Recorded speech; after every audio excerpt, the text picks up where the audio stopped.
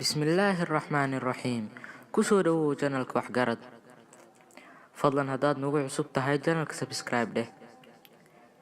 Imisaad ku qiyaasi lahayd mushaharka loo qoray eyga weliba kiisa howlgabka ah? Cajiib.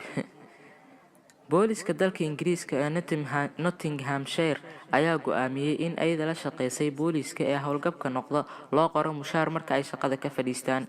Mushaarkaasi ayaa lagaga bixin doonaa adeegyada caafimaadka kadib markii uu howlgab noqday. Booliska ayaa cadeeyay in ey kasta oo howlgab noqda la siin doono mushaar dhan 1500 oo Gini oo u dhiganta $2000 Mareykanka ah. Sababta mushaarkaasi badan loogu qoray ayaa lagu sababeeyay inay tahay in eyga loola dhaqmayo sida inuu yahay sarkaal sare. Qorshaha booliska ee Nottinghamshire waa kii u horeeyay ee noociisa ah ee UK lagu aqoonsado dadaalka eyda aadka loo tababaray in la siiyo mushaar. Eydaasi oo booliska ka caawiyay in la soo xiro dambiilayaal howlo adag oo halis ah fuliyay. Cajiib, waa duni kala durugtay. Eyga weliba kiisa howlgabka mushaar intaas loo qoraya.